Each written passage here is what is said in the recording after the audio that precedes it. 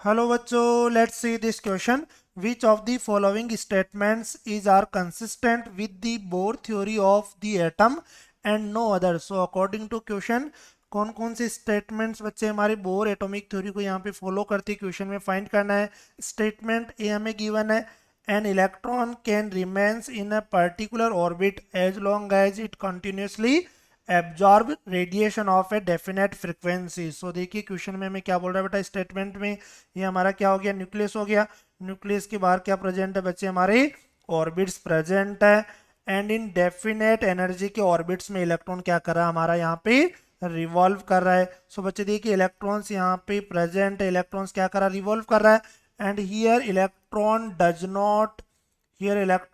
Not loses and gain of energy in definite energy levels में. Electrons without energy gain और loose किए क्या करता रहता है बच्चे, रिवॉल्व करता रहता है. सो स्टेटमेंट ए में हमें बोला गया है यहाँ पे, an electrons can remains in a particular orbit as long as it continuously absorb radiation. बच्चे क्या नहीं करेगा, रेडिएशन को एब्जॉर्ब नहीं करता. ये क्या कर रहा है, इन ऑर्बिट्स के अंदर यहाँ पे एनर्जी को विदाउट लूज और गेन किए हुए क्या कर रहा है बेटा, रिवॉल्व कर रहा है. तो ये स्टेटमेंट हमारा क्या हो गया, रॉन्ग हो गया.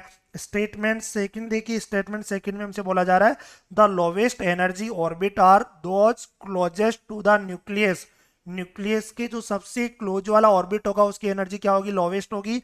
तो ये हमारा क्या हो गया, किसी भी एटम का न्यूक्लियस है, न्यूक्लियस के पास ये फर्स्ट ऑर्बिट ये हो गया, ये सेकेंड ऑर्बिट है, थर्ड ऑर्बिट है, एंड सो ऑन आगे चलता रहेगा. सो देखिए बच्चे, अगर यहाँ पे हाइड्रोजन एटम के रिगार्डिंग में बात करूँ, हाइड्रोजन के लिए हमारा n is equal to 1, n is equal to 2, n is equal to 3 and n is equal to क्या रहेगा बच्चे, आगे चलता रहेगा. 4 हो गया, ये हमारा n इज इक्वल टू 3 है, ये 2 है, ये क्या हो गया हमारा फर्स्ट हो गया. सो हाइड्रोजन एटम के लिए n इज इक्वल टू 1 पे एनर्जी कितना होगा, माइनस के 13.6 होगा. n इज इक्वल टू 2 पे माइनस के 3.4 electron volt, n is equal to 3 पे माइनस के 1.51 इलेक्ट्रॉन वोल्ट. सो देखिए अगर न्यूक्लियस से अगर हम दूर चलेंगे, यहाँ पे न्यूक्लियस से दूर चलने पे एनर्जी की वैल्यू क्या हो रही है, यहाँ पे एनर्जी की वैल्यू क्या होगी बच्चे, इंक्रीज होगी. यहाँ पे ग्राउंड स्टेट में हाइड्रोजन एटम के लिए एनर्जी कितना आ रहा, माइनस के 13.6, एन इज इक्वल टू 2 पे माइनस के 3.4. जैसे जैसे न्यूक्लियस से दूर चल रही एनर्जी की वैल्यू क्या होगी, इंक्रीज होगी.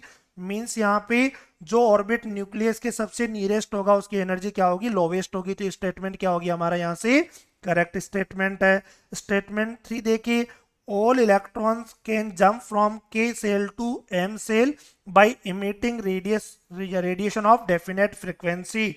so statement 3 के रिगार्डिंग देखिए बच्चे, ये हमारा क्या हो गया, एटम का न्यूक्लियस है, न्यूक्लियस के पास k सेल, के बाद होगा यहाँ पे l सेल, l के बाद बच्चे k l m n o p q r s t आगे चलता रहेगा. तो न्यूक्लियस के पास वाली जो सेल होगी उसको हम क्या बोलते हैं, k cell, l cell, m cell, n cell. So देखिए बच्चे यहाँ पे न्यूक्लियस से अगर हम दूर चलेंगे, न्यूक्लियस से दूर चलने पे एनर्जी की वैल्यू क्या हो रही है, यहाँ पे एनर्जी की वैल्यू बच्चे हमारी क्या हो रही है, इंक्रीज हो रही है.